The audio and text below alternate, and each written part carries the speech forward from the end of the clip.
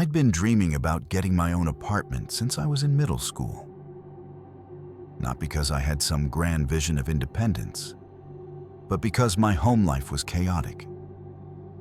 My parents fought constantly, my younger twin brothers were loud and destructive, and there was never any privacy.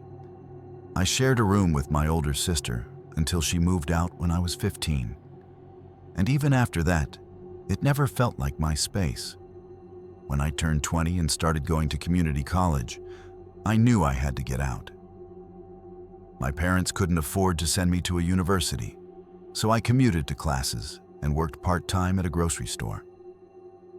I spent months scrolling through rental listings, checking Facebook Marketplace, and asking around. Most places were way out of my budget or in sketchy neighborhoods. Finally, I found something that seemed perfect. A studio apartment in an older building, nothing fancy but affordable and in a decent area. The landlord was this older guy named Mr. Chen who owned the whole building. There were only 6 units total, and mine was on the 2nd floor. The layout was simple. You walked in and there was a small entryway with a coat closet. Then it opened up into the main space, which was the bedroom, living room, and kitchen all combined. There was a tiny bathroom off to the side with just enough room for a toilet, sink, and standing shower.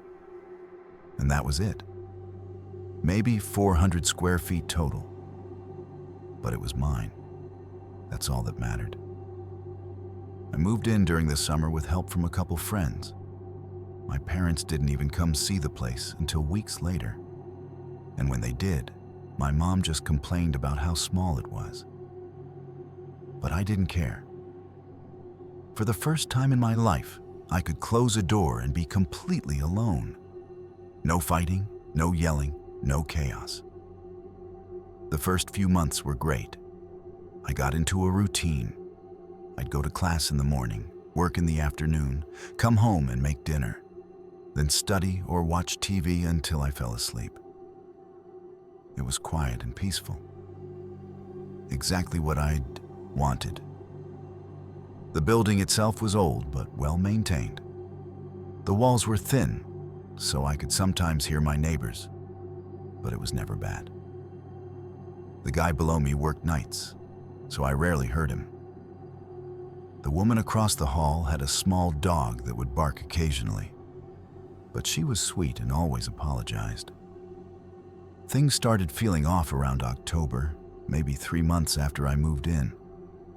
Small things at first. I'd come home from class and feel like something was different. Not wrong, just different. Like someone had been in my apartment while I was gone. I'd notice my closet door open when I was sure I'd closed it, or I'd find a kitchen cabinet slightly ajar. Once I came home and the bathroom light was on, even though I always turned it off before leaving to save electricity. I told myself I was just being forgetful. I was stressed with school and work, and it was easy to overlook small details like whether I'd closed a cabinet or turned off a light, but it kept happening. Then I started noticing bigger things.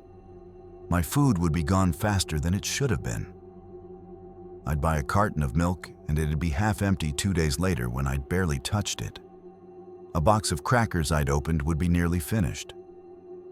At first, I thought maybe I was eating more than I realized, stress eating without paying attention. But then I noticed my shampoo bottle. I'd bought a new one maybe a week prior, and it was already a quarter empty. That didn't make sense. I showered once a day, and I didn't use that much shampoo. I started paying closer attention after that. One night, I came home from work around 9 p.m.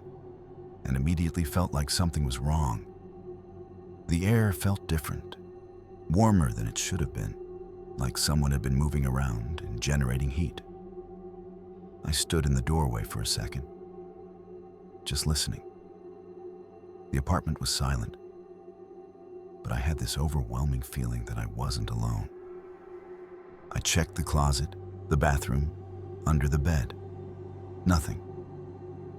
I told myself I was being paranoid and tried to shake it off. but I couldn't.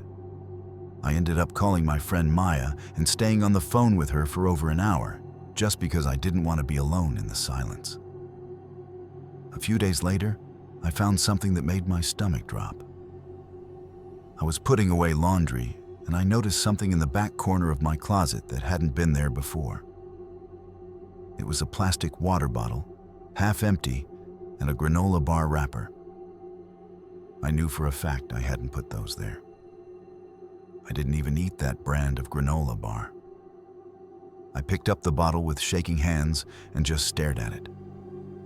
Someone had been in my closet. Someone had been in my apartment, hiding in my closet and eating food while I was gone. Or worse, while I was there. I called Mr. Chen immediately and told him what I'd found. He seemed skeptical at first, asking if maybe I'd just forgotten about it. But I insisted I hadn't put it there, and I asked him to check if anyone else had keys to my apartment. He said only he had a master key, and he promised he'd never been in my unit except for the initial showing. He offered to change the locks anyway, just to be safe. I said yes immediately. The next day, a locksmith came and installed a new deadbolt. Mr. Chen gave me the only 2 keys, one for me and one for him to keep in his office for emergencies. I felt better after that, like I'd solved the problem. But 2 weeks later, it happened again.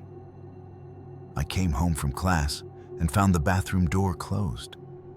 I always left it open because the bathroom was tiny, and closing the door made the whole apartment feel smaller. My heart started racing as I approached it. I put my hand on the doorknob and slowly turned it. The bathroom was empty, but the shower curtain was pulled closed. I never closed the shower curtain all the way because it would get moldy. I grabbed the curtain and yanked it open, half expecting someone to be standing in the tub. Nothing, but the tub was wet. There were water droplets on the floor of the tub and on the tiles, like someone had just taken a shower. I touched the faucet, and it was still slightly warm. I ran out of the apartment and called 911 from the hallway. I told them someone had been in my apartment and had just used my shower. The dispatchers sent officers right away. When the police arrived, they searched the entire apartment. They checked the closet, under the bed, even opened the windows to see if someone could have escaped that way. But the windows were locked from the inside, and there was no sign of forced entry. The new locks hadn't been tampered with. One of the officers asked if I lived alone, and when I said yes, he asked if I'd given anyone else a key. I said no. He suggested maybe I'd used the shower earlier and forgotten, but I told him I'd been at class all morning and hadn't showered since the night before. They filed a report, but there wasn't much they could do. No one was in the apartment when they arrived, and nothing was missing. They told me to call if anything else happened. After they left, I sat on my bed and just cried. I didn't feel safe anymore.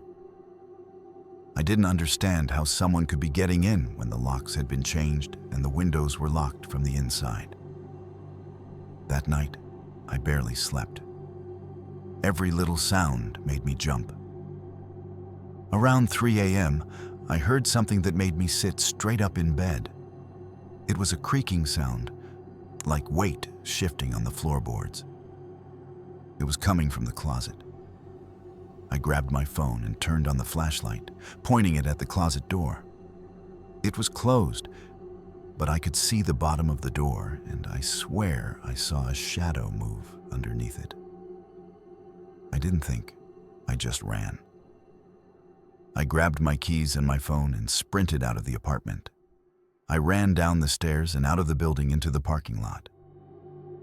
I got in my car, locked the doors, and called the police again. They came back, searched again, and found nothing. But this time, they noticed something I hadn't. In the back of the closet, there was a small access panel in the wall, It was maybe 2 feet by 2 feet, and it was held in place with just a couple screws. One of the officers unscrewed it and looked inside with his flashlight. Behind the panel was a crawl space that ran between the walls of the building. It was narrow, but big enough for a person to squeeze through. The officer said it looked like it connected to other units, probably for old ventilation or wiring.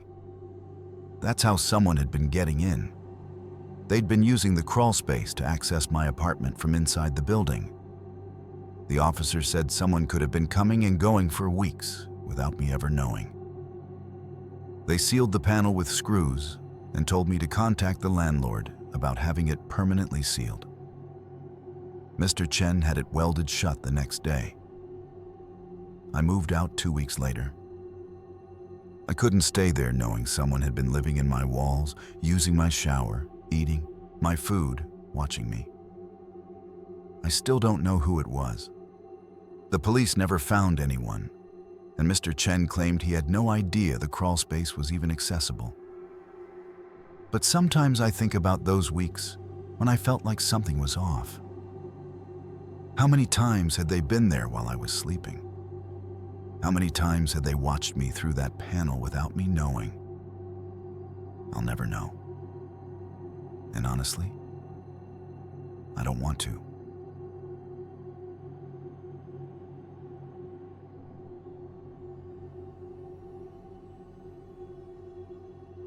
My parents' house always felt too big when I was alone. Not in a fun way, but in that unsettling way where you're aware of all the empty space around you. I'm an only child. Both my parents worked demanding jobs. My mom was a nurse who did rotating shifts, and my dad was in sales and traveled constantly. By the time I was 17, I was used to being home alone more nights than not. The house was a split level in a quiet suburb. When you walked in the front door, you were on the main level with the living room, kitchen, and dining room. Upstairs were 3 bedrooms and 2 bathrooms. Downstairs was a finished basement with a family room, a laundry room, and a storage area that we barely used. I didn't mind being alone most of the time. I'd gotten used to it. I knew which floorboards creaked, which doors didn't close all the way, which pipes made noise when the heat kicked on. The house had a rhythm, and I was comfortable with it. This happened during winter break of my senior year. My dad was on a business trip in Chicago, and my mom was working a string of night shifts at the hospital. She'd leave around 6 p.m. and wouldn't be back until 7 a.m. the next morning. I had the house to myself for 3 nights in a row. The first 2 nights were normal. I ordered food, watched Netflix, stayed up too late playing video games. On the 3rd night, I decided to do laundry because I was running out of clean clothes. I grabbed a basket and headed down to the basement around 9 p.m. The basement always felt colder than the rest of the house. The family room was carpeted and had a couch and TV, but it wasn't a space we used much. The laundry room was through a door on the far side, and beyond that was the storage area, which was just concrete floors and metal shelving units filled with old boxes and holiday decorations. I tossed my clothes in the washer and started it, then went back upstairs. About 30 minutes later, I went back down to move everything to the dryer. That's when I noticed something weird. The door to the storage area was open. I specifically remembered it being closed when I'd gone down earlier because I always kept it closed. That room was dusty and cold, and I didn't like looking at it. I walked over and looked inside. The light was off, and I couldn't see much beyond the first few feet. I reached for the light switch and flipped it on. The storage area looked normal. Boxes stacked on shelves, old furniture covered with sheets, nothing out of place. But there was a smell I hadn't noticed before. It was faint, but it smelled like body odor and something else I couldn't quite place. something stale. I backed out of the room and closed the door, making sure it latched this time. I moved my laundry to the dryer and went back upstairs. But I couldn't shake the feeling that something was off. Around 11 p.m., I was in my room watching YouTube videos when I heard a noise from downstairs. It sounded like something being dragged across the floor. I muted my laptop and listened. The sound stopped, then started again. It was definitely coming from the basement. I grabbed my phone and pulled up my mom's number, but I didn't call her yet. I didn't want to freak her out at work if it was nothing. Instead, I got up and went to the top of the basement stairs. I turned on the light and looked down. Everything looked normal. I called out, "Hello?" No response. I started walking down the stairs slowly, my phone clutched in my hand.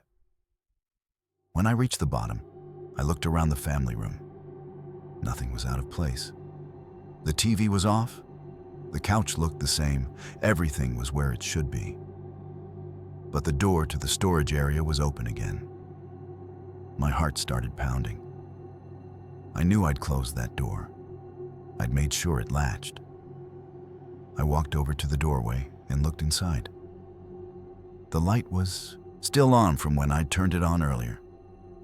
The shelves looked the same, the boxes hadn't moved. But something felt wrong. The smell was stronger now. I was about to turn around and go back upstairs when I noticed something that made my blood run cold. One of the sheets covering the old furniture was draped differently than it had been before. It looked like it was pulled back slightly, like someone had moved it and then tried to put it back. I backed away from the storage room, and that's when I heard it. Breathing. Slow, steady breathing coming from inside the storage area. I didn't wait to see who it was. I turned and ran up the stairs as fast as I could. I slammed the basement door behind me and shoved a chair under the doorknob. Then I called my mom. She answered on the first ring, and I was crying so hard I could barely talk. I told her someone was in the basement, that I'd heard them breathing. She told me to get out of the house immediately and that she was calling the police.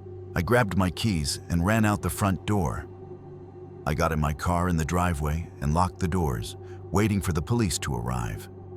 My mom stayed on the phone with me the entire time. The police got there maybe 10 minutes later. 3 officers went inside and searched the entire house, including the basement. When they came back out, one of them approached my car and told me they'd found someone hiding in the storage area. It was a man, probably in his 30s, and he'd been living in our basement for at least a few days, maybe longer.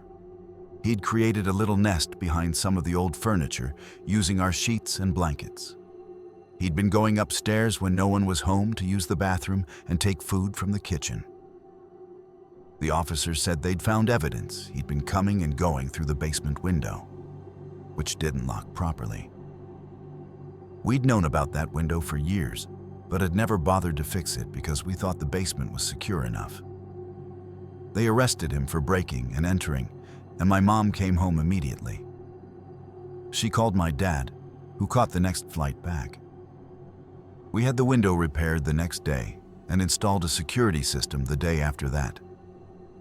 But the damage was done. I couldn't stay in that house anymore without thinking about him down in the basement, listening to me walk around upstairs, waiting for the right moment to come up. We moved 6 months later. My parents said it was because my dad got a job transfer, but I know the real reason. None of us felt safe there anymore. And sometimes, late at night, I still think about how many times he'd been there while I was home alone. How many times he'd walked through our house while I was asleep in my room. The police said he probably would have stayed hidden forever if I hadn't gone down to do laundry that night. He'd been careful, quiet, taking just enough food that we wouldn't notice. But I did notice. And I'm grateful I trusted my instincts when something felt off. Because if I hadn't, who knows how long he would have stayed.